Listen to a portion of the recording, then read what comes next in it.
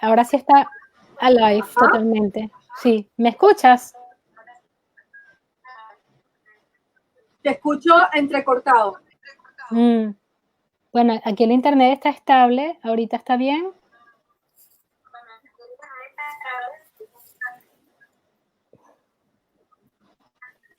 El Instagram está un poquito que se va y viene, pero ahí está, lo lograremos.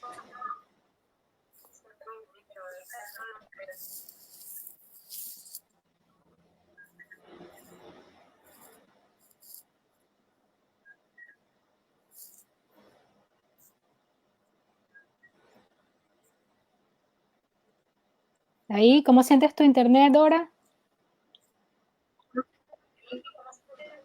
Ajá, estamos bien. Ok.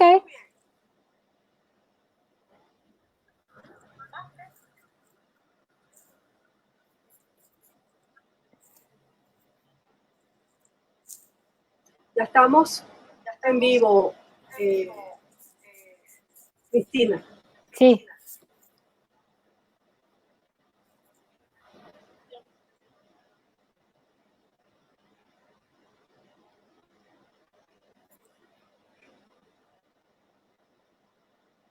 Buenas tardes a todos. Hoy tenemos el vivo número 13 de Conectados en Red. Comenzamos el 28 de mayo y ya estamos acá en el número 13. La invitada de hoy es Cristina Soriano. Ella es antropóloga y hoy vamos a conversar de su reciente libro y vamos a conversar de su trabajo y de su trayectoria. Así que, bueno, es un placer tener aquí a Cristina, antropóloga, egresada de la Universidad Central de Venezuela y actualmente profesora en la Universidad de Villanova en Estados Unidos, en Pensilvania. Voy a comenzar con la presentación, el seguimiento de lo que ha sido esta publicación, cuyo título es La presentación de hoy, Venezuela.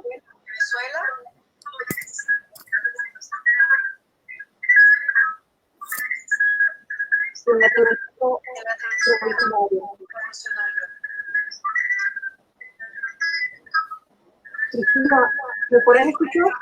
Sí, un poquito entrecortado, pero sí. Hay un interruptor que estoy sintiendo en el...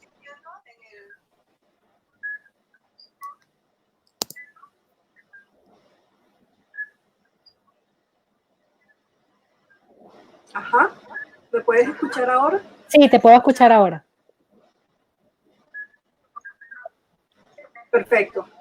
Bueno, mi primera pregunta para Cristina es, por supuesto, la publicación de su libro. Su libro titulado Tide of Revolution, Information, Insurgencies, and the Crisis of Colonial Rule in Venezuela. En español, lo voy a decir, Mareas Revolucionarias, Información, Insurgencias y la crisis del dominio colonial en Venezuela. Lucila, me gustaría que nos comentaras cómo nació esa marea de ideas como proyecto. Okay. Ok, a ver, creo que ya, ok. Bueno, gracias primero que nada por la invitación, Dora. Me parece que esta serie de conversaciones, pues no solamente es súper interesante a título personal, sino que creo que es muy necesario, ¿no? Sobre todo para que en Venezuela y también los que no estamos en Venezuela tengamos una conciencia más clara del recorrido y la especie de diáspora venezolana que hay en otros lados trabajando historia venezolana o historia latinoamericana.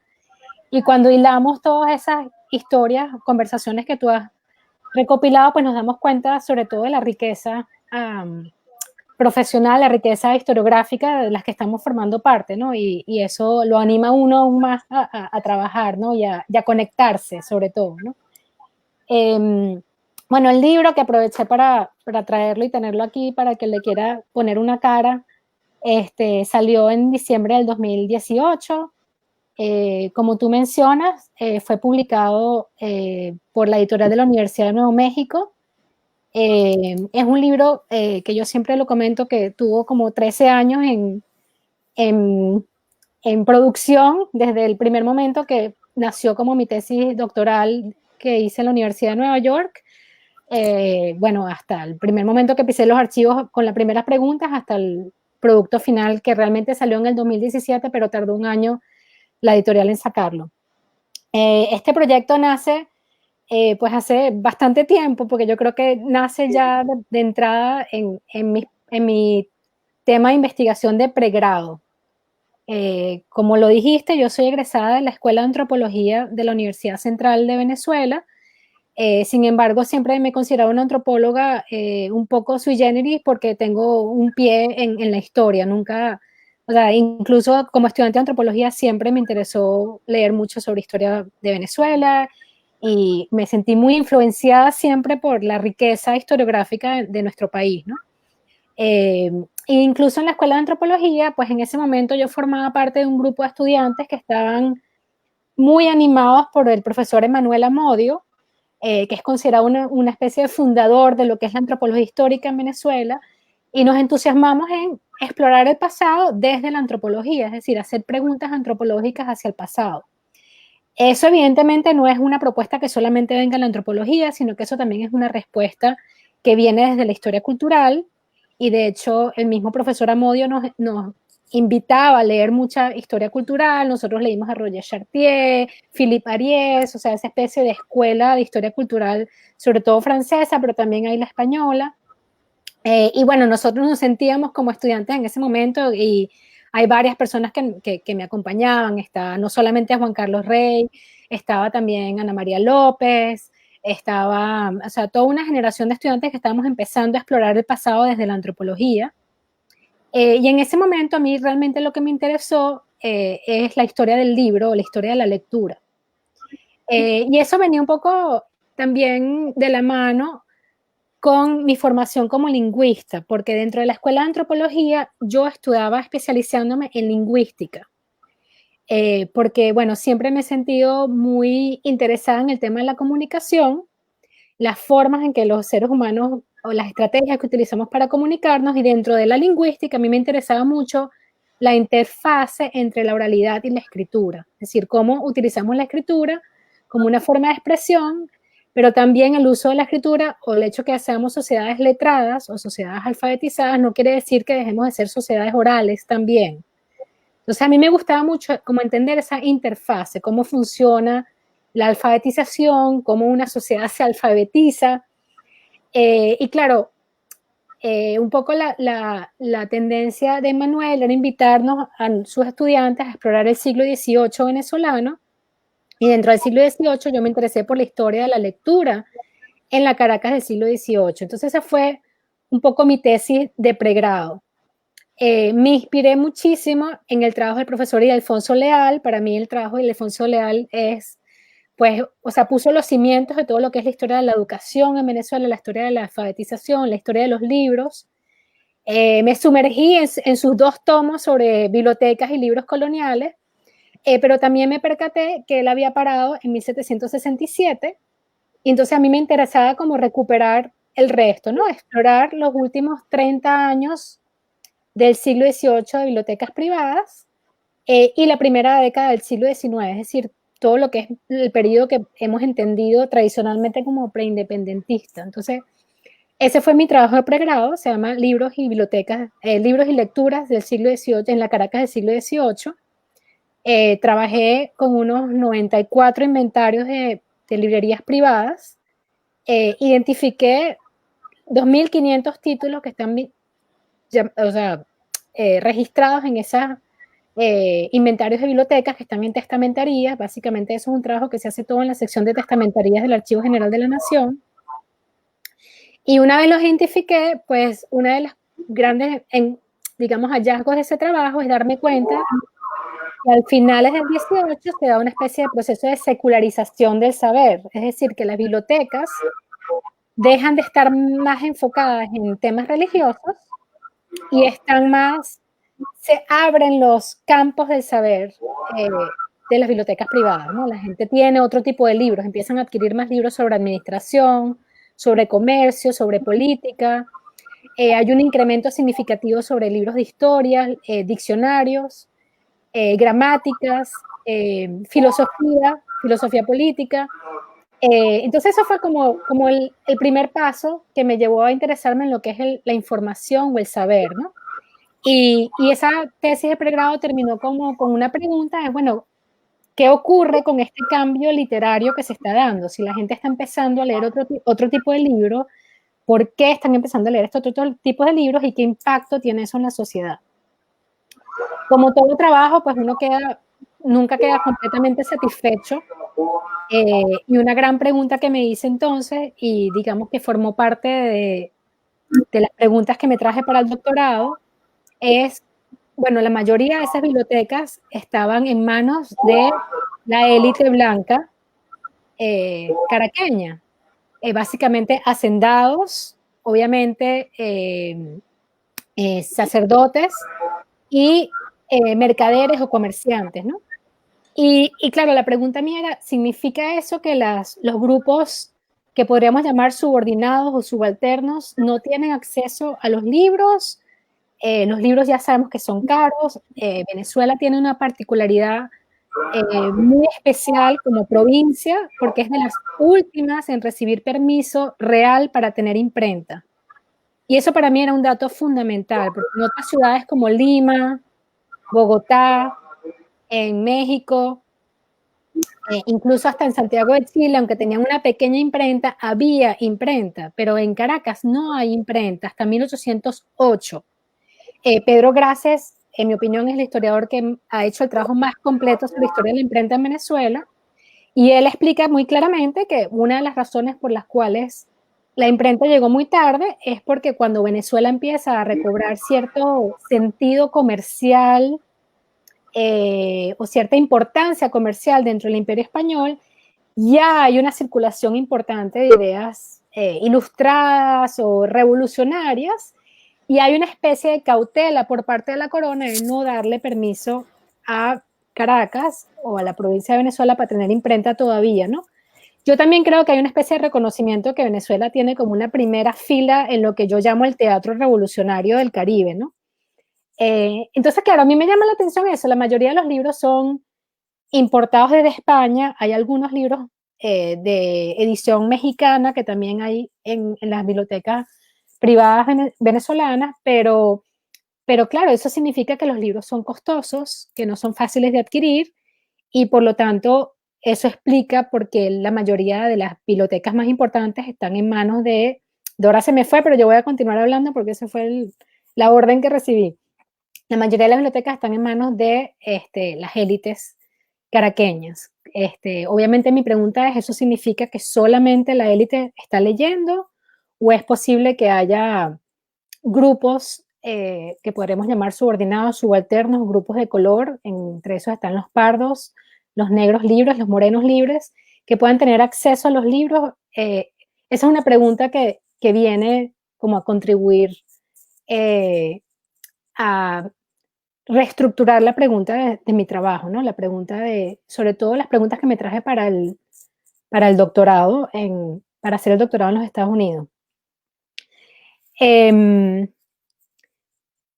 La otra pregunta que venía haciéndome yo era un poco con influencia del trabajo de antropología, que es un poco interesarse por la diversidad de grupos sociales, étnicos, raciales que hay en Venezuela.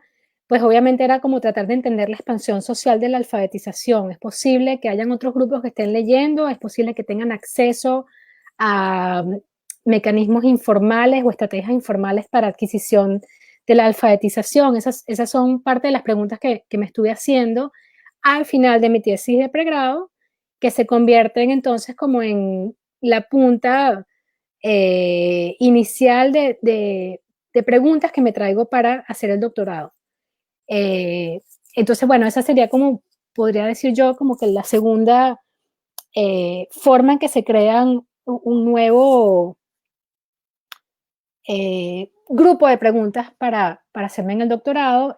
Un dato curioso que yo a veces comparto es que cuando yo apliqué al doctorado, yo inicialmente apliqué al doctorado de antropología porque quería seguir haciendo antropología histórica y sin embargo recibí una carta de la Universidad de Nueva York de un profesor donde me decía que mi trabajo era más idóneo que estuviera en un departamento de historia que en un departamento de antropología y por lo tanto, pues mi paquete de solicitud fue enviado del departamento de antropología al departamento de historia y me terminaron aceptando en el departamento de historia, es decir, que terminé siendo historiadora más por una especie de hecho fortuito de cómo funcionan las disciplinas en las academias norteamericanas que porque realmente yo lo escogiera así. Dora, te tengo de nuevo, te había perdido. Bueno, entonces esa selección que te hicieron contigo en la Universidad de Nueva York coincidió con lo que ya venías haciendo en antropología con Amodio, ¿no? Que era sí, buscar claro. la antropología histórica, más desde la historia. No, obviamente yo en el momento dije, bueno, pero ¿por qué los antropólogos no me quieren? ¿No? Pero me di cuenta que tenía que ver más con las fuerzas tradicionales de la disciplina que con realmente mi trabajo. Y por otro lado me sentí muy bienvenida en el departamento de historia. Entonces yo siempre he dicho que yo soy historiadora porque los historiadores me quisieron, me adoptaron. Y tengo que decir que me convirtieron también porque además me enamoré perdidamente de la disciplina histórica. Pues yo no veo separación entre las dos realmente. Soy de las que cree que los muros hay que tumbarlos, no fabricarlos. Yo creo que son dos disciplinas que son hermanas. Yo siempre he dicho que han tenido una relación, es como una novela latinoamericana, una relación de amor y desapego y vuelta a enamoramiento.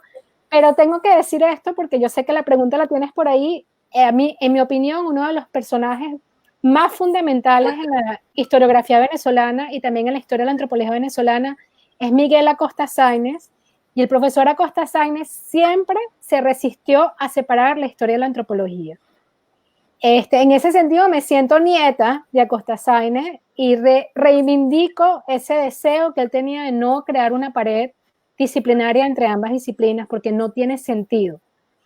Entonces, claro, cuando a mí me adoptan en el departamento de historia, claro, yo pues no solamente me sentí muy bienvenida, sino que también aprendí una cantidad de cosas que no había aprendido en la escuela de antropología, con la excepción, y eso también lo tengo que decir, es que dentro de la escuela de antropología, la profesora Nidia Ruiz, que es lingüista, que ha trabajado el discurso, el análisis del discurso histórico, sobre todo el discurso del siglo XVIII y siglo XIX venezolano, Nidia Ruiz hizo una cosa que yo se la agradeceré enormemente toda mi vida, y es que ella me dijo, ¿por qué no vas y tomas cursos en la escuela de historia? Aunque estés en la escuela de antropología, se permitía tomar un número limitado de cursos en historia.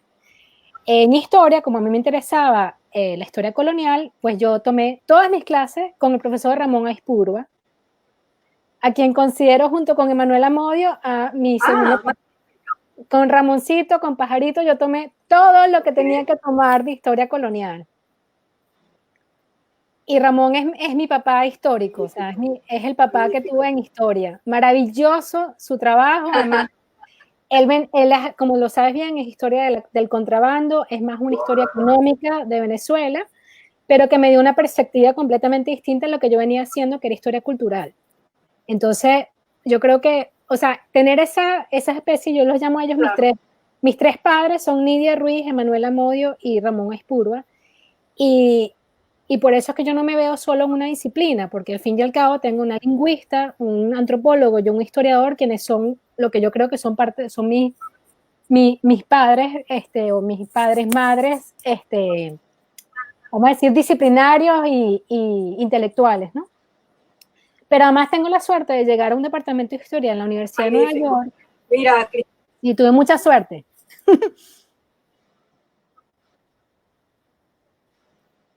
¿Me decías, Dora? Vamos a hablar, a ver, voy a ponerlo por acá. Vamos a hablar del libro. Del libro. Vamos a hablar del libro, aquí lo pongo, para que conozcan la carátula. Sí, aquí lo tengo. Cristina, Tu libro, ese que acabas de publicar en el 2018, 2018. está dividido en dos grandes partes. ¿Ajá? Una parte que es media, que son como esa comunicación, ¿no?, que hay alrededor de ese Atlántico, y la segunda parte son los movimientos, el movement, lo que hay alrededor de eso. Sí. Coméntanos de la particularidad de esas dos partes del libro y, bueno, cuál es el hilo conductor que existe entre entre ese movimiento que hay en el Atlántico a partir de lo que nos vienes planteando. Claro. Sí, o sea, para mí lo fundamental era entender las redes de información y comunicación que dieron lugar a esos movimientos políticos sociales. Obviamente, como tú bien lo sabes como historiadora de Venezuela, pues los tres movimientos, quizás el de Pirela es el menos conocido, pero la rebelión de Coro y la conspiración, la llamada conspiración de Guaya España, que yo la prefiero llamarla, siguiendo a Ramón Espuro, la conspiración de la Guaira, porque Guaya España son dos de los otros líderes que hay allí, que quizás los hemos conocido menos históricamente. Esos son dos movimientos muy conocidos y muy estudiados historiográficamente, hay cantidad de trabajos que los revisan, pero yo sentía que todavía no nos quedaba claro cuáles habían sido las ideas o el tipo de información que habían dado lugar a esos movimientos. Es decir, que entendemos el movimiento, pero no entendíamos qué se está discutiendo con ese movimiento o qué ideas crearon un impacto o dieron lugar a esos movimientos políticos sociales, los llamo yo, ¿no?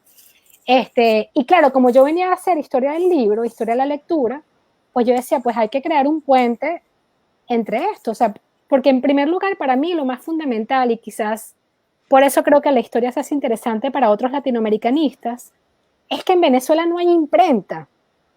En Venezuela no hay imprenta y sin embargo es una de las primeras provincias en declararse en abierta rebelión en contra del imperio y de crear los primeros movimientos independentistas. Entonces, el marco teórico clásico, que es el de Benedict Anderson del capitalismo de imprenta, o incluso la idea de esfera pública de Habermas, parece no funcionar en Venezuela, porque ¿cómo es posible que estos movimientos se estén dando, que son movimientos importantes, que están discutiendo ideas que forman parte del teatro revolucionario del mundo atlántico, y sin embargo no hay imprenta? Entonces, bueno, aparentemente la imprenta no es el mecanismo, la tecnología más importante para que se lleven a cabo estos movimientos políticos sociales. Y la pregunta es, entonces, ¿cuáles son? Por eso es que tuve que crear toda una sección que se llama medios o media, que es para entender la multiplicidad de medios comunicativos que los venezolanos utilizaron para mantenerse informados. El libro, en este caso foráneo, porque no es extranjero, es foráneo, es un libro español, pero es un libro que no se vincula a la realidad venezolana. Es decir, vamos a pensar que los lectores venezolanos, todo lo que están leyendo es sobre otras realidades, pero no sobre la de ellos mismos, ¿no?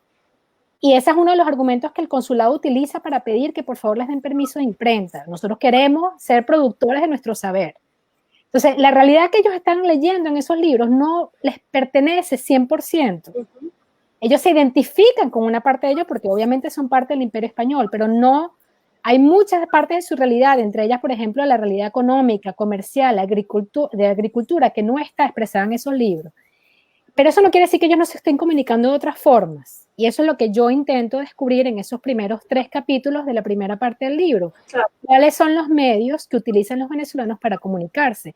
El libro impreso es uno de ellos, pero está obviamente la circulación de panfletos o libelos, que es increíble, porque Venezuela, yo siempre digo, es un país muy particular porque tiene una costa completamente abierta al Caribe.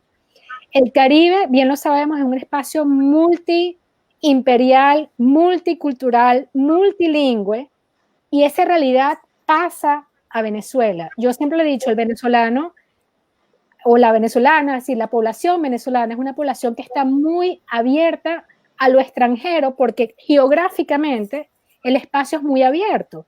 Y cuando lees las cartas de las agentes coloniales, las autoridades coloniales, eso es una constante preocupación, cómo controlamos la información o la influencia extranjera en un país que es tan abierto al mundo caribeño, que además es un mundo completamente convulsionado en el periodo revolucionario. Y el caso más claro obviamente está en la revolución haitiana, el desarrollo de la revolución haitiana. Entonces, claro, esa primera parte capta esa entrada de información que no solamente viene de mano del libro, sino también de manos de estas especies de textos efímeros, como los llamo yo, que son periódicos, libelos, panfletos, cartas que se transcriben y se pasan circular por las ciudades. Y el tercer capítulo, que en mi opinión es uno de los más difíciles de escribir, que es el capítulo sobre rumores, ¿no? Es decir, la fuerza de la información oral dentro de este escenario políticamente convulsionado, ¿no? Y el caso más claro para mí es el caso de La Guaira. La Guaira es una ciudad-puerto de aproximadamente a finales del siglo XVIII de 7.500, 8.000 personas habitando en La Guaira, y resulta que entre 1793 y 1796 hay más de 1.000 refugiados, prisioneros, esclavizados habitando en La Guaira que vienen del escenario caribeño revolucionario. Son emigrados de Santo Domingo, que manda el gobernador de Santo Domingo a Venezuela, que vienen de la guerra con Santo Domingo francés. Hay de otras islas del Caribe, y esas personas están en La Guaira. Y esas personas, aunque en principio están en prisión, pues la prisión es bastante abierta, y esas personas están hablando de qué significa la revolución, qué significan los ideales republicanos, qué significa la igualdad, qué significa la fraternidad, y esas son ideas que los venezolanos están compartiendo y escuchando. Entonces, yo siempre quiero estresar un poco la fuerza que tiene el rumor, la información oral, dentro de esto que yo llamo como una especie de incipiente esfera pública que se da en Venezuela, y que es una esfera pública, y quizás con eso quiero decir que eso es quizás uno de las contribuciones más importantes del libro, es que yo cuestiono la visión más normativa de la esfera pública como algo que depende de la imprenta. Yo no creo que dependa totalmente de la imprenta, yo creo que depende de estos espacios que son mucho más ricos y multidimensionales, y que nos permitiría también entender incluso cómo hoy nosotros somos partícipes de la política, no solamente a través de escribiendo, sino que contribuimos por discusiones en Facebook, tenemos Instagram, tenemos Twitter. Esas son plataformas multidimensionales donde nosotros compartimos hoy en día nuestras opiniones políticas, ¿no? Entonces yo soy un poco partícipe o abogo porque abramos un poco nuestro concepto de esfera pública. Esa es un poco la propuesta de la primera parte del libro. La segunda parte del libro, para seguir con tu pregunta, se enfoca en 3 movimientos específicos políticos sociales que de alguna manera reinventan o reposicionan los ideales republicanos que se están expandiendo en el mundo de las revoluciones atlánticas, concretamente a través de la Revolución Americana, la Revolución Francesa y la Revolución Haitiana. Desde el punto de vista de medios, tengo que decir que una de las revoluciones, en mi opinión, más influyentes en Venezuela es la haitiana, porque es muy cercana y porque además la presencia de toda esta gente que está viniendo del mundo caribeño revolucionario está creando mucha tensión en Venezuela. No es una casualidad que la conspiración de La Guaira esté abogando por la abolición de la esclavitud, una cosa que no lograron hacer en la Revolución Americana y que la Revolución Francesa lo hizo como respuesta a la presión de la Revolución Haitiana o de los movimientos rebeldes haitianos, pero no como algo que estuviera originalmente en la agenda de la Convención Nacional, ¿no?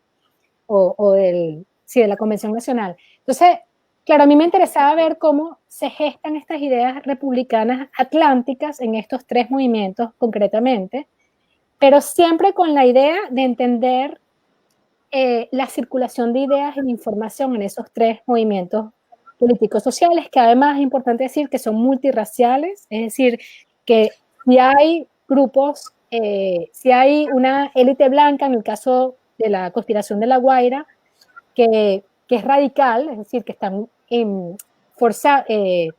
abogando por o defendiendo una agenda republicana más radical, pero que están apoyados por grupos de pardos y grupos de morenos libres, y que están proponiendo, por ejemplo, la abolición de la esclavitud o la abolición de los tributos indígenas, ¿no? Eso me parece importante. Entonces, claro, al tener esas dos partes, el libro termina mostrando como una cara más completa de cómo ocurren esos movimientos o esa circulación del saber revolucionario en la Venezuela de finales del 18.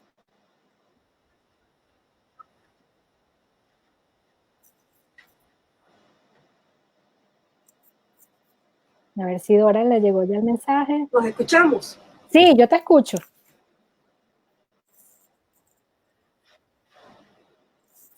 Ok. Cristina, tú has venido hablando, entre la pregunta 1 y la pregunta 2, has venido hablando de unos conceptos vinculados pues al universo teórico que tú has venido trabajando. Sí. Has hablado de Habermas, nos has mencionado a Chartier, pero en el mundo del libro está todo esto lleno.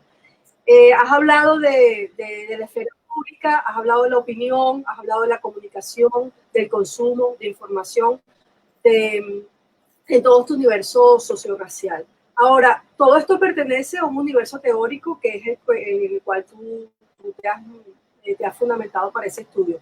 ¿Nos puedes hablar un poco más de ese universo teórico que ha sido la clave de esta investigación que has llevado a cabo? ¿Cuál es esa escuela de la cual estamos hablando o las escuelas de las cuales estamos hablando? Sí, como lo estás anunciando tú, pues obviamente yo no creo que este trabajo responda únicamente a una escuela, creo que está como que tomando prestado de varias propuestas teóricas y disciplinarias. En primer lugar, sigo pensando que es un trabajo que tiene un pie en la antropología y un pie en la historia, es decir, que yo me sigo haciendo preguntas que son preguntas antropológicas hacia el pasado. Para mí no solamente se trata de saber qué lee la gente, cuál es una idea intelectual en particular, es decir, hay algo de historia intelectual en mi libro, pero no es únicamente historia intelectual.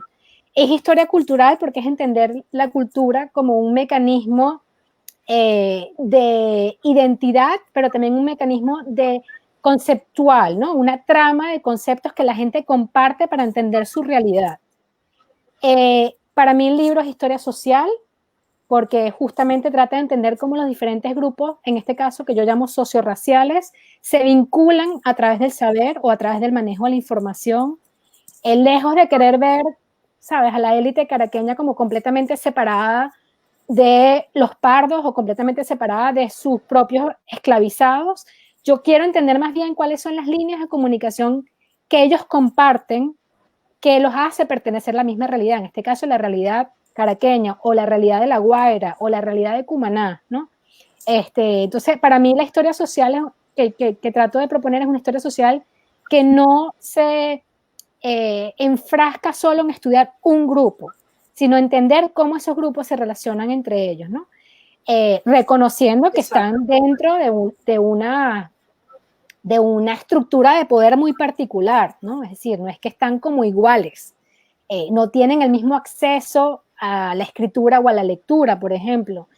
No podemos olvidarnos de que la sociedad colonial venezolana restringía que las personas de color, desde los pardos, tuvieran educación formal. No habían escuelas de pardos, aunque Simón Rodríguez insiste en que se debe formar una.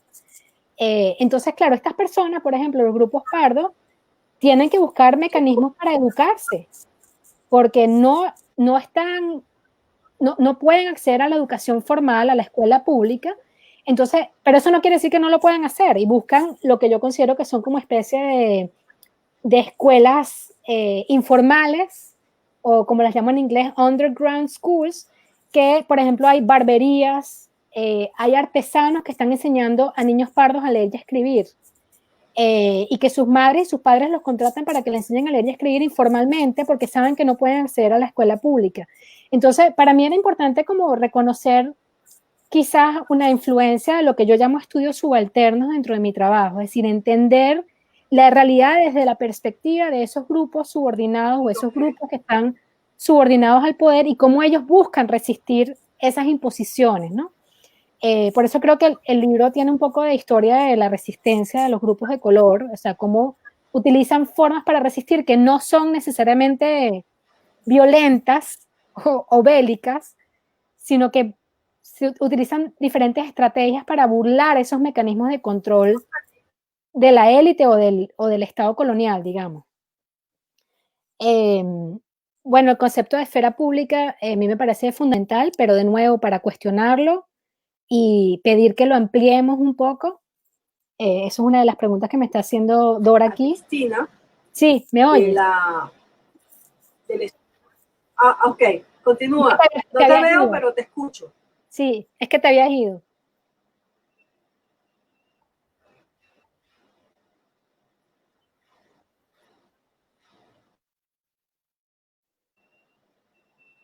Dora, te escucho. Aquí estamos todavía, Cristina. Ok, No, no se ha desconectado. ok. ¿Me tenías alguna otra pregunta? Estaba- Yo te estaba, un poco para concluir, lo que quiero decir es que mi libro está un poco, no se ha desconectado. no, pero un momentico te fuiste. ¿Cómo? Que por un momento, por un segundo te habías ido. Sí, allá estamos. Yo no te veo, pero te escucho. Ok. Ok. Bueno, un Estabas poco para... hablando entonces. Ay, te fuiste, ahora sí. Ahora sí se fue. A ver, vamos a ver, aquí tengo a Juan Carlos que me está preguntando cuáles son las preguntas. Este es Juan Carlos Rey. A ver. Juan Carlos, la pregunta que me estaba haciendo Dora es cuáles considero yo que pueden ser las escuelas de pensamiento o historiográficas que han influenciado mi trabajo. Y un poco para concluir esa pregunta, pues tengo que decir que es un trabajo que está a medio camino entre lo que podría ser antropología histórica, historia cultural, historia social, Ok, influencia un poco de la escuela de aquí estudios estás nuevamente. subalternos. Aquí estoy. Ajá. Estaba continuando la conversación. Sí, yo creo que esas serían las principales, digamos, corrientes historiográficas: historia social, historia cultural, historia del libro, de la lectura, o lo que yo llamo historia de los medios de comunicación, o historia de la comunicación. Y obviamente el concepto de esfera pública para mí es muy importante, pero sobre todo para que lo ampliemos y rompamos un poco el carácter normativo que ha tenido, ¿no? El mismo Habermas empezó a cuestionar su propio concepto de esfera pública, así que tampoco creo que estamos descubriendo el agua tibia, pero digamos, vamos a decir que estamos siguiendo ese primer impulso de cuestionarlo. Hay muchos otros historiadores que también han trabajado el concepto de esfera pública.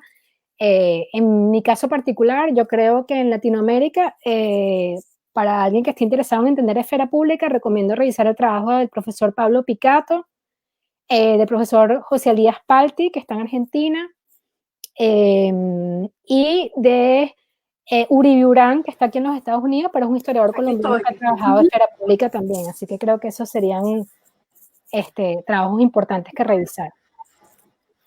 Listo, yo creo que la pregunta 3 ya la cerramos, Dora.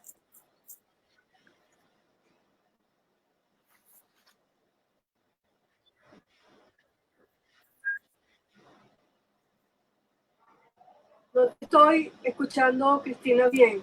¿Me oyes? No, no, no importa no verte. Tengo la pantalla en negro, pero no te estoy Ok. escuchando. No me escuchas nada, absolutamente nada. Ahorita tenemos una pequeña interrupción porque se está desconectando el Wi-Fi de Dora.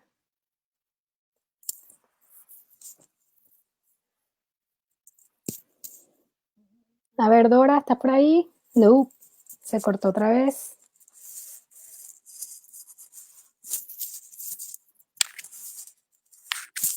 Vamos a ver aquí.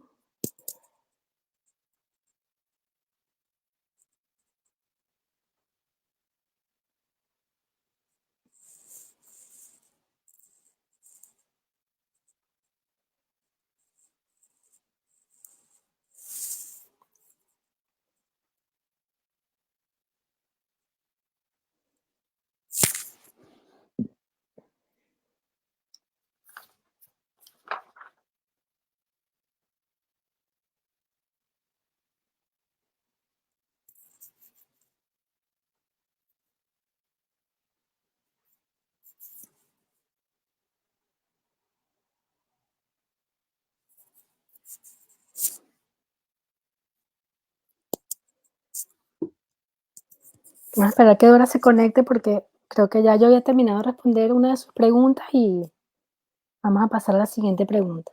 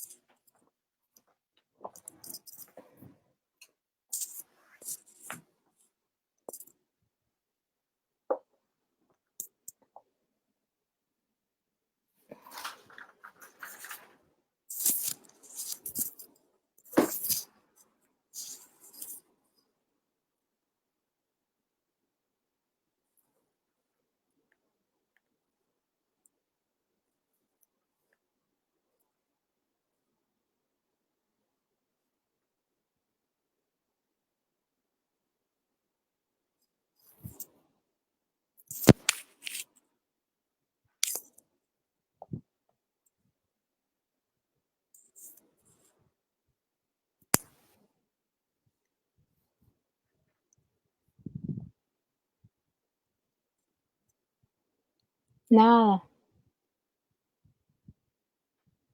¿Me escuchas, Dora? Nada.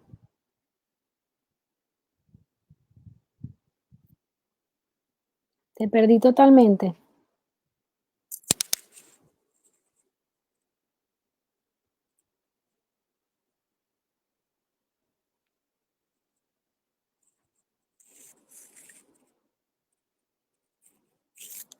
¿Sí me escuchas?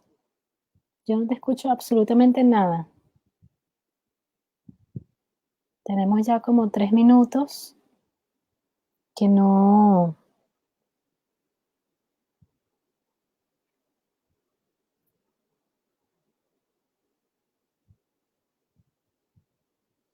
te veo ni te escucho, nada.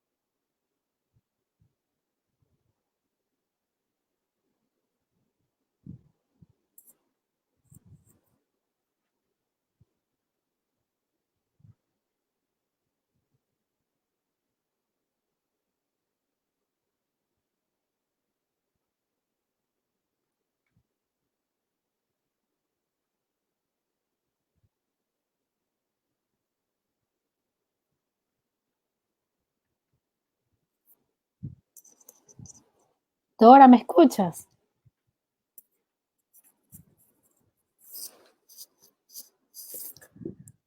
Ok, Dora me está diciendo que continuemos un poquito con las siguientes preguntas que ella me las había mandado, para tener un poquito de hilo conductor también, porque existía la posibilidad de que esto nos ocurriera con la conexión en Venezuela. Pues una de las cosas que ella me estaba me preguntó o quería que yo abarcara, tiene que ver un poco como con la trayectoria profesional, ¿no? Como dónde me formé, etcétera, ¿no? Entonces, bueno, ya les comentamos, yo soy egresada de la Universidad Central en Venezuela como antropólogo, luego hice la maestría y el doctorado en la Universidad de Nueva York. En el 2004 regreso a Venezuela, básicamente para empezar mi trabajo de tesis doctoral, que como bien lo saben, es un trabajo que implica visitas de archivo y búsqueda de colecciones documentales. Me regresé a Venezuela entonces en el 2004 y en el 2006 empiezo a trabajar como profesora contratada en la Universidad Central, también en la Escuela de Antropología, dentro de lo que en ese momento estábamos formando como el Departamento de Antropología Histórica y Arqueología y Antropología Histórica. Eh, eh, en ese momento me toca dar clases en lo que llamamos en ese momento Historia Cultural de Venezuela. También dicté varios seminarios sobre historia de la vida de los esclavos en Venezuela, o historia de la esclavitud, historia de los medios de comunicación, o historia de la información y del libro en la Venezuela colonial. Generalmente, pues trabajando todo lo que tiene que ver con historia colonial tardía de Venezuela. Pasé en la Universidad Central 6 años dentro de la escuela, eso es del 2006 al 2011, 5 años, perdón. A partir del 2008 ya estaba como profesora de planta, es decir, que empecé como profesora asistente después del concurso de oposición. Es decir, que básicamente pues mi plan original era formar parte de la Academia Venezolana del profesorado venezolano en la central.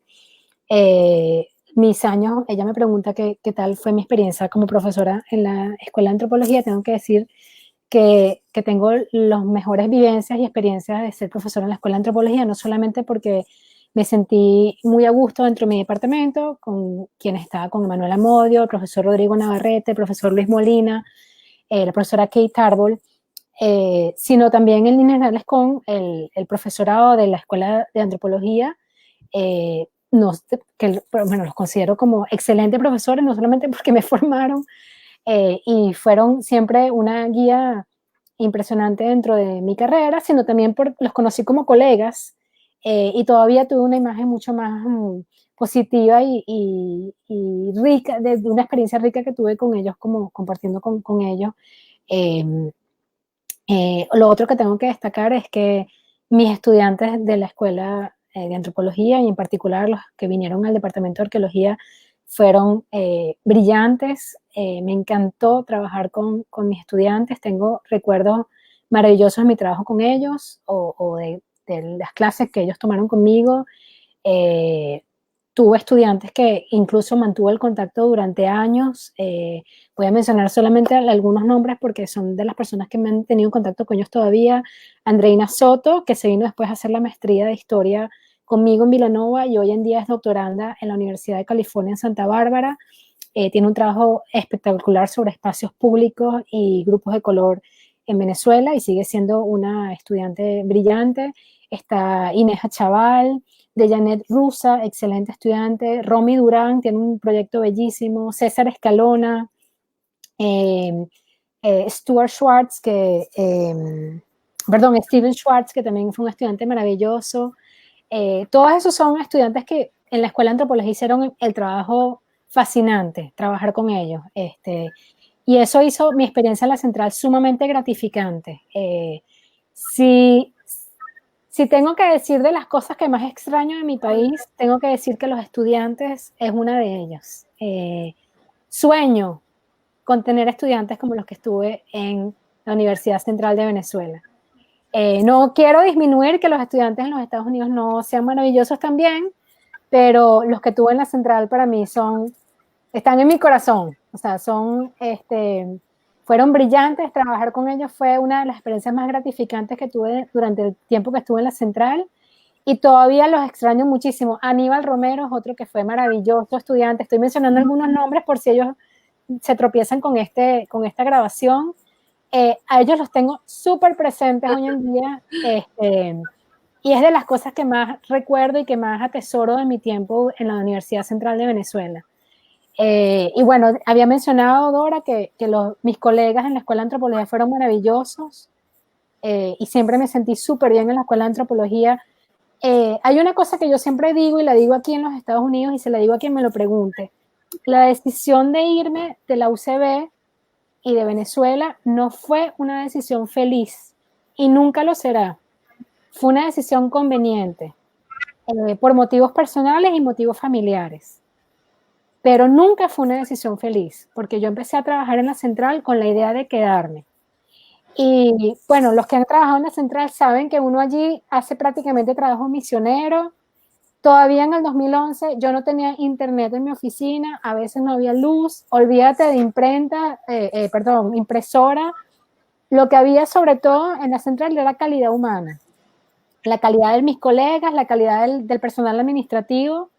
Eso está ahí y eso para mí es importantísimo, pero también se hacía muy costa arriba trabajar en un sitio donde no hay revistas arbitradas o acceso a revistas arbitradas, no hay base de datos, donde todo eso, o sea, cuesta muchísimo y uno pues trabajaba con las uñas pidiendo prestado PDFs de un lado a otro, eso lo hace muy difícil. Si tomar en cuenta obviamente el componente económico, que era bastante importante, o fue una razón de peso en mi decisión de irme del país, ¿no?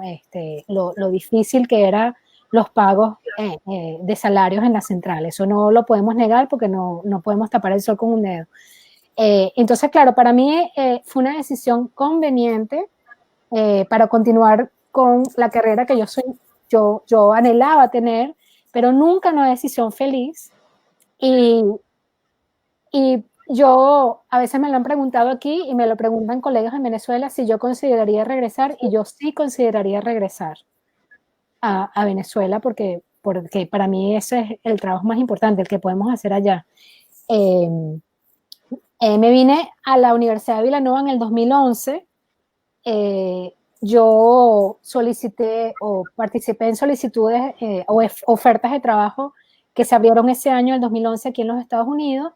Villanova logró hacerme una oferta de trabajo, entonces yo me vine o emigré a los Estados Unidos con una oferta de trabajo. Me vine en agosto del 2011 y empecé a trabajar el 25 de agosto de ese mismo año en la universidad. Dentro de mi departamento soy la única latinoamericanista. Caray. Soy la única que enseña historia latinoamericana. Y no solamente eso, sino que enseño todos los periodos. Voy desde Latinoamérica prehispánica, colonial y moderna.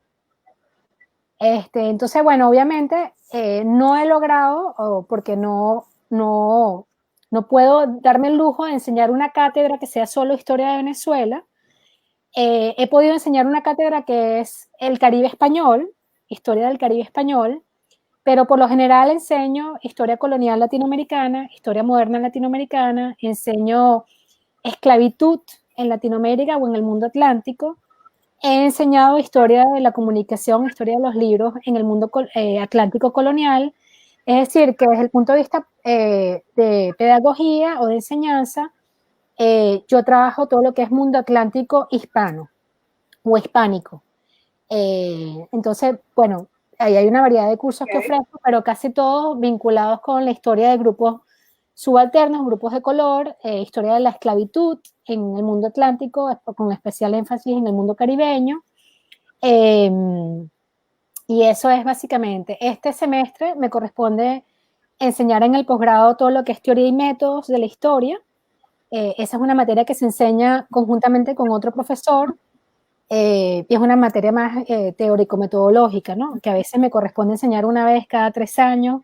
Pero por lo general yo cubro todo lo que es historia latinoamericana en mi universidad. No hay otra persona más en mi departamento. Es un departamento de 19 personas y soy la única latinoamericana y latinoamericanista. Eso también quiere decir que mis cursos son completamente en inglés. Sí, yo no puedo enseñar en español porque yo no estoy en el departamento de español. Entonces, pues son únicamente en inglés. Mi experiencia aquí enseñando ha sido también maravillosa. He tenido excelentes colegas. Mi departamento me he sentido siempre increíblemente apoyada, tanto como me sentí en Venezuela. Y claro, lo único es que la relación con los estudiantes es un poco más distante, porque aquí la manera que se estructura el college, no todos los estudiantes que vengan a tomar clase conmigo no necesariamente son estudiantes que quieran ser historiadores o que quieran estudiar historia, sino que tienen que ver una materia de historia. Entonces ven una materia de historia conmigo. Hay un grupo más reducido de estudiantes que sí quieren ser historiadores y con eso estoy más cercana. Sin embargo, por ser una academia norteamericana, esos estudiantes por lo general están más inclinados en hacer historia de los Estados Unidos o historia de Europa, y solamente he tenido 2 estudiantes que han querido hacer historia latinoamericana. Eso es en 9 años de dar clases, ¿no? Entonces, bueno, es de nuevo un poco costa arriba porque hacer la única latinoamericanista, pues es más complicado lograr que estos estudiantes se vayan hacia el área de Latinoamérica. Sin embargo, en el posgrado sí he tenido estudiantes que se han dedicado a la historia latinoamericana. En la maestría, nosotros no tenemos doctorado, pero tenemos maestría, y tengo estudiantes interesados en lo que es historia de las relaciones de los Estados Unidos y Latinoamérica, todo lo que es intervencionismo norteamericano en Latinoamérica, por ejemplo. Tengo una estudiante argentina en este momento que está estudiando historia de la independencia argentina y está tomando cursos conmigo. Tuve una estudiante que se vino de la Central conmigo en el 2014, vino ella a hacer la maestría aquí, Andreina Soto, y Andreina hizo la maestría conmigo y después se fue a hacer el doctorado en la Universidad de Santa Bárbara, en California. Hoy en día trabaja con Evelyn, así que ha sido maravilloso para ella vincular las dos instituciones. Pero bueno, quizás eso, me encantaría tener más estudiantes latinoamericanistas o latinoamericanos en el programa, y yo siempre mando invitaciones a los profesores en Venezuela y en otras partes de Latinoamérica para que animen a sus estudiantes a aplicar a Villanova, porque sí tenemos becas de maestría que cubren tanto el tuition, es decir, la matrícula, como becas de manutención. Entonces, sí, siempre le digo a mis colegas latinoamericanos y en Venezuela, si tienen un estudiante excelente que quiere venir a formarse en una universidad norteamericana conmigo y en manos de los colegas que me acompañan, lo más importante es que hablen y escriban en inglés, que tengan un mediano manejo de la lengua, porque eso no vamos a poder darles clases en inglés, tienen que leer y escribir en inglés, pero estamos completamente abiertos a que apliquen a nuestro programa y que sean considerados para nuestras becas de matrícula y de manutención. No hay muchísimas, pero hay, y como dije, ya se han venido 2 estudiantes de Latinoamérica a trabajar conmigo y han tenido una excelente experiencia las 2. Entonces, bueno, eso está ahí abierto, esa posibilidad. Esa ha sido más que todo mi experiencia como profesora. Es una información excelente. Sí, y bueno, cuando me vengan otra vez Cristina, las aplicaciones son en enero, así que te mando el correo para mantener a todo el mundo informado. Buenísimo. Eso es una información excelente que estás compartiendo y que, bueno, lo haremos también extensible. Sí. Porque hay muchos estudiantes interesados, pero muchas veces desconocen cuáles son los procedimientos. Así que me parece estupendo.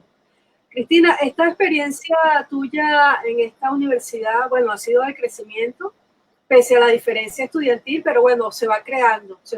Poco a poco, y es un espacio de trabajo y de investigación con las condiciones excelentes. Sí. Cristina, ya tú habías venido hablando un poco de la influencia de Miguel Acosta Sáenz, pero yo quiero que nos hables un poco más de ese historiador, antropólogo tan dedicado al mundo de las comunidades indígenas y la afrodescendencia, que fue esencialmente su tema de investigación. A propósito de ese artículo que tú escribiste en el 2010, dedicado a la esclavitud en la obra de Miguel Acosta Sáenz. Dinos, ya como reflexión, ¿cómo está Miguel Acosta Sáenz en el libro de esas mareas de la revolución que tú estudiaste? Sí. Bueno, mira, él está en todas partes. El trabajo de Miguel Acosta Sáenz ha sido increíblemente influyente para mí. Su libro de vida de esclavos, de la vida de esclavos en Venezuela, para mí es una biblia, una referencia obligada. El trabajo que él hace ahí es maravilloso, y de hecho la propuesta, lo que yo propongo en ese artículo que tú citas, el 2010, es entender que Miguel Acosta Sáenz es incluso, podemos verlo como una especie de adelantado a sus tiempos, porque él está haciendo una historia de los grupos subalternos, porque está pidiendo la historiografía venezolana que nos centremos en la importancia de los grupos africanos y afrodescendientes en la historia de nuestro país, ¿no? Además, es fascinante el libro desde todo punto de vista, no solamente porque pide centrarnos en la historia de los afrodescendientes de nuestro país, de las comunidades negras en nuestro país, sino también porque metodológicamente él lleva a cabo una antropología histórica, él se hace preguntas que le haría un antropólogo a esa comunidad colonial, si él pudiera haber tenido una máquina del tiempo, esas son las preguntas que Miguel Acosta Sáenz hubiera hecho a los esclavizados en el espacio de la costa central venezolana, y eso es lo que él hubiera observado. Él trata de hacer una especie de juego metodológico, de ser el observador participante de la vida de los esclavos negros en Venezuela, ¿no? Entonces, a mí eso me parece fundamental. El trabajo de él es fundamental en Tides of Revolution porque yo trato de capturar la esfera pública venezolana, pero tomando en cuenta la importancia de los grupos pardos y los negros libres y los esclavizados dentro de esa configuración de la esfera pública. Entonces mi trabajo busca rescatar la importancia del saber de estas personas de color dentro de la configuración de esa esfera pública de opinión en Venezuela. Entonces, en ese sentido, sigue el lineamiento de Acosta Sáenz porque busca un poco descentrarse de la típica tradicional visión de que las élites blancas, caraqueñas, son las que están pensando en las ideas republicanas, en las que están hablando de igualdad. Yo trato de decir no, porque no tratamos de mirar también que los pardos están hablando de igualdad y de fraternidad y de la abolición de la esclavitud. Hay un personaje que para mí es fascinante, que es Narciso del Valle. Narciso del Valle es un barbero pardo en La Guaira que tiene una barbería enfrente de las barracas militares de pardos, de soldados pardos, y en esa barbería se da una especie, lo que llamo yo, era un taller revolucionario. Ahí se da un intercambio de ideas políticas y un ambiente semi-alfabetizado para la transmisión del saber, que es único. Y Narciso del Valle, junto con Gual y España y con Picornell, él es creador de esta especie de red de comunicación entre los diferentes grupos sociorraciales en La Guaira. Y Narciso del Valle es pardo. Entonces, o sea, para mí es importante centrar a esos grupos dentro de este ambiente político tan vulnerable y revuelto que hay en Venezuela en la última década del siglo XVIII. Ese creo yo que ha sido como que la contribución más importante que yo he querido de Miguel Acosta Sáenz, pero para mí la obra de él es inagotable. O sea, siempre te lo vuelves a leer y vas a conseguir algo nuevo que puedas llevar a cabo. Y tengo que decir que para mí también ha sido muy importante el trabajo de la profesora Hermila Veracochea.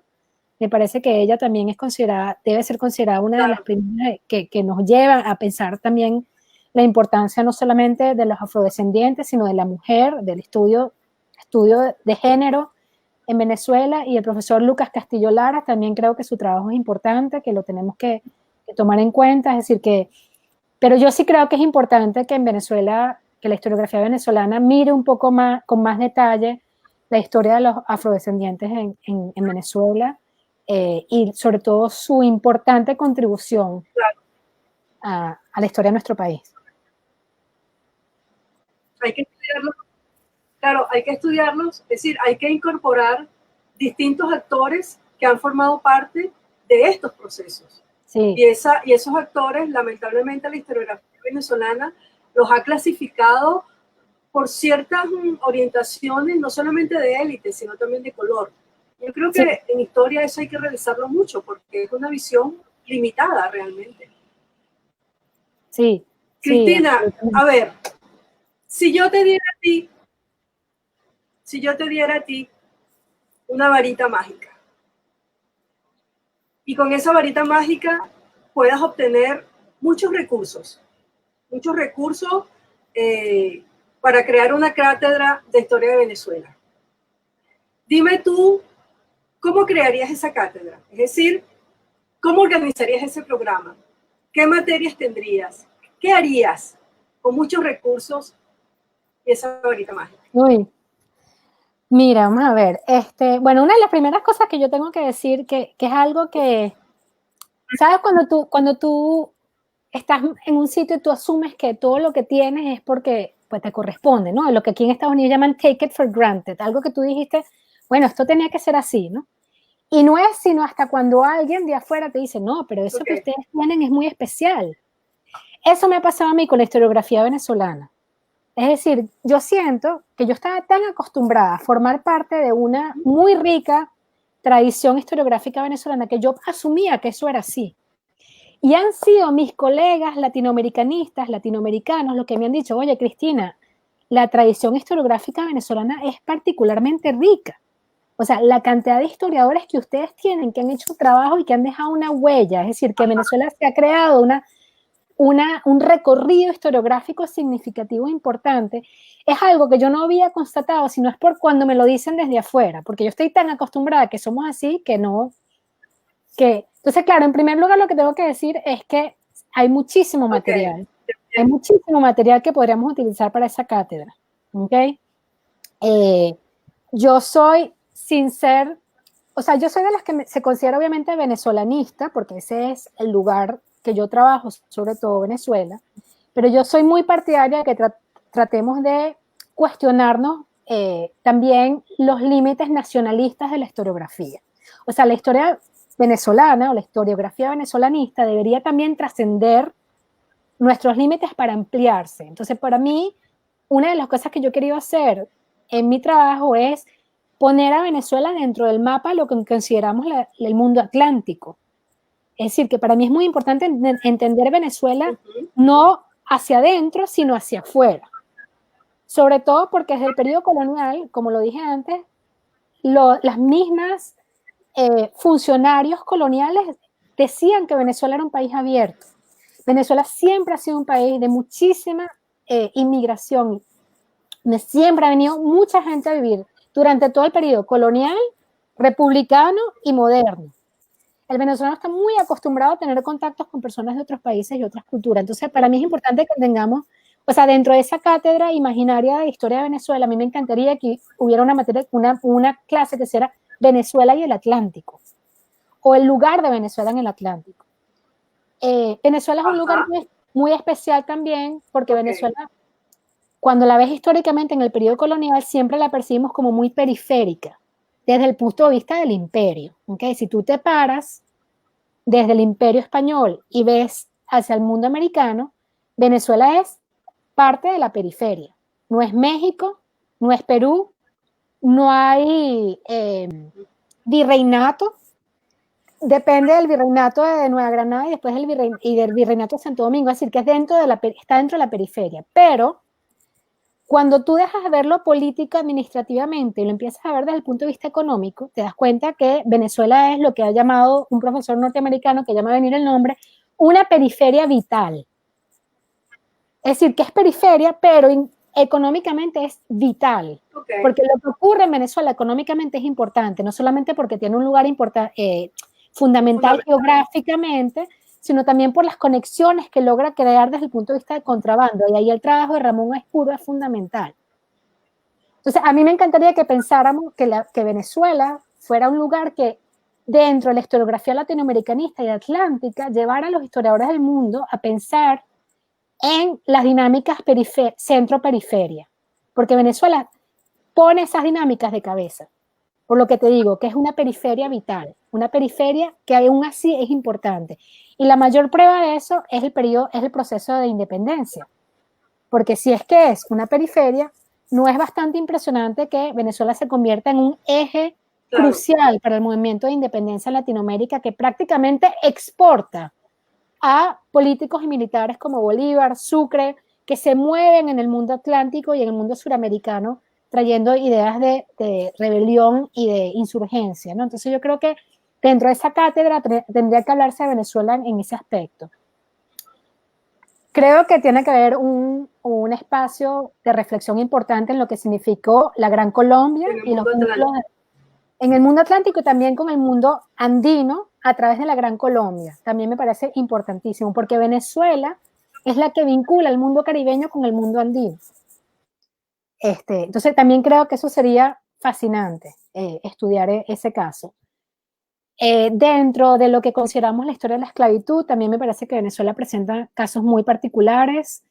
Es una sociedad, si bien no la podemos llevar a una sociedad de esclavitud, es una sociedad donde los esclavos tienen una importancia económica particular, pero cuya estructura económica no depende únicamente de los esclavos. Entonces, creo que también Venezuela presenta un caso muy interesante para entender el mundo de la esclavitud o la esclavitud dentro del mundo atlántico. Eso también me parece que podría ofrecer una cátedra de la historia de Venezuela en un espacio global, digamos, ¿no? Creo que esas son las cosas que consideraría en la formación de una cátedra de historia de Venezuela. Eh, pero como digo, creo que es importante que entendamos a Venezuela no solamente como un espacio nacional, sino dentro del mundo colonial, lo que representó ese espacio de Venezuela dentro de las dinámicas coloniales. Me parece importante que incluyamos eso también. Creo que con eso cerraríamos, pero se nos fue Dora otra vez. Vamos a ver si aparece. Mm.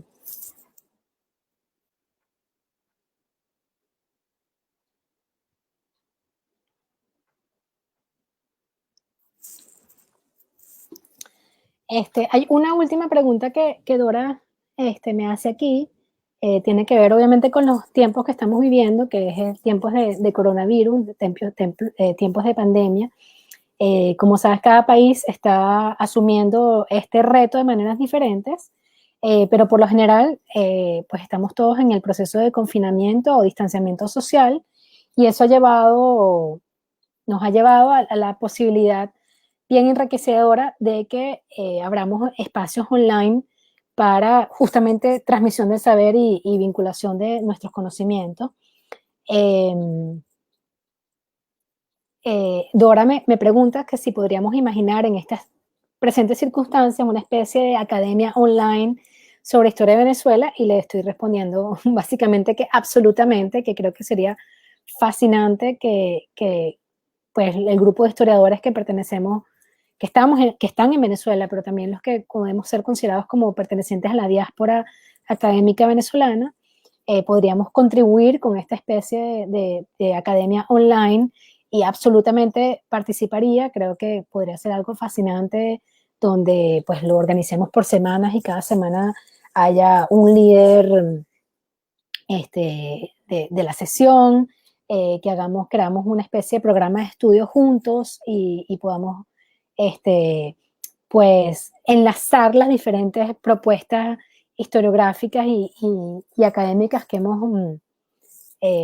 con las que hemos contribuido todos los historiadores venezolanos o historiadores de Venezuela. Creo que es importante también hacer la distinción que hay historiadores venezolanos y historiadores de Venezuela. ¿Por qué? Porque hay historiadores norteamericanos ubicados en universidades en los Estados Unidos que también hacen historia de Venezuela y cuyo trabajo es fascinante, y ellos deberían ser parte también de esta especie de academia online. Entonces creo que sería chévere que pensáramos en algo así. Estoy totalmente dispuesta y a la orden, interesada en que formemos parte de esa o creamos esa academia online.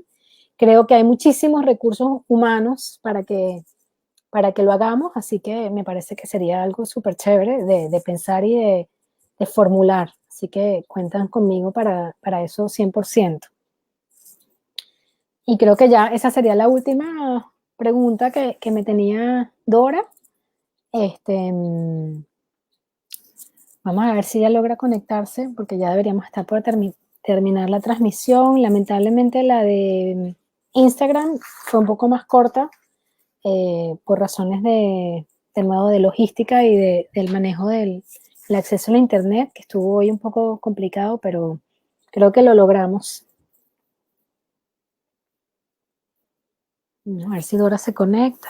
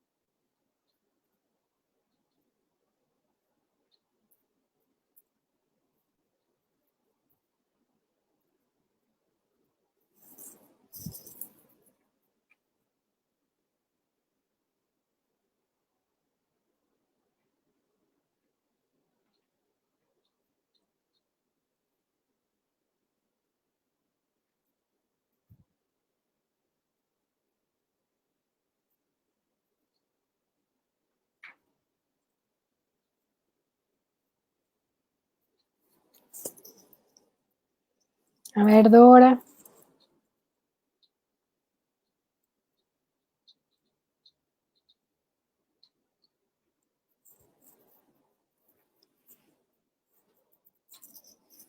No sé si se sigue viendo.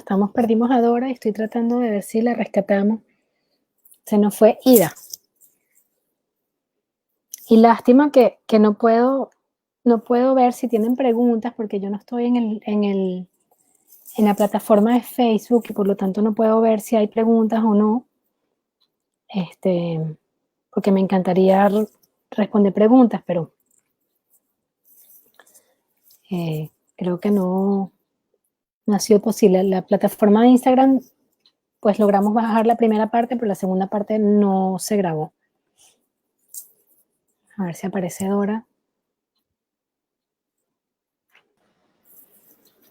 Ahí te escucho, Dora.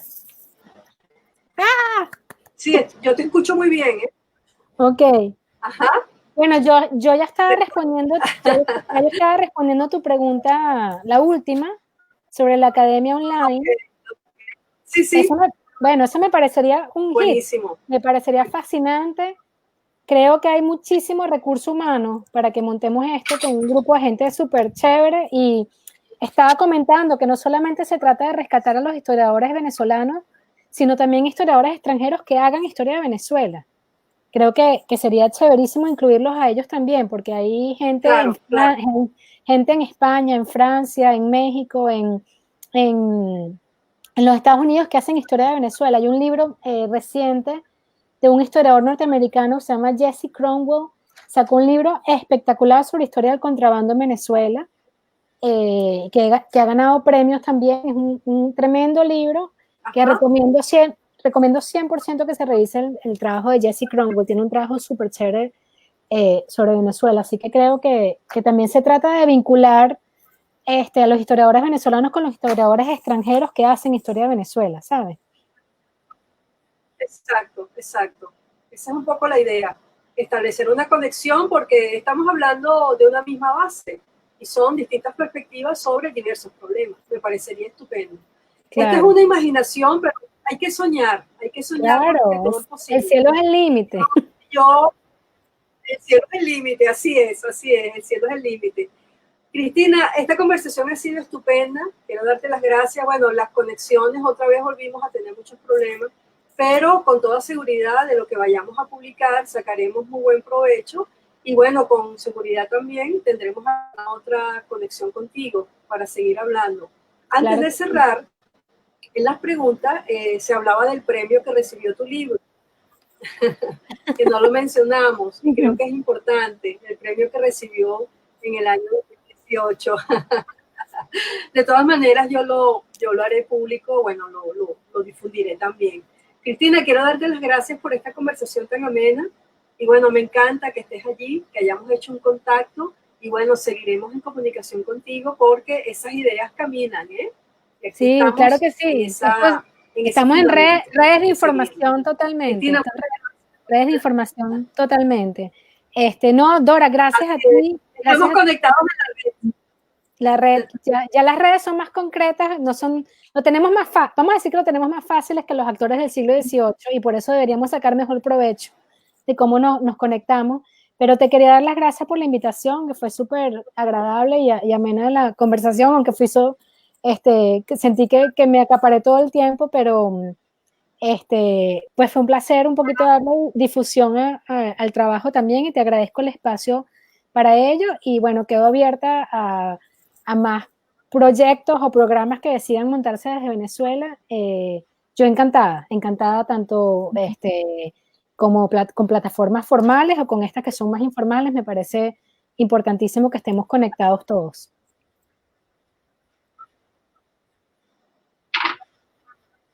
Buenísimo, buenísimo. Muchas gracias, Cristina. Bueno, gracias a ti, que tengas un buen día.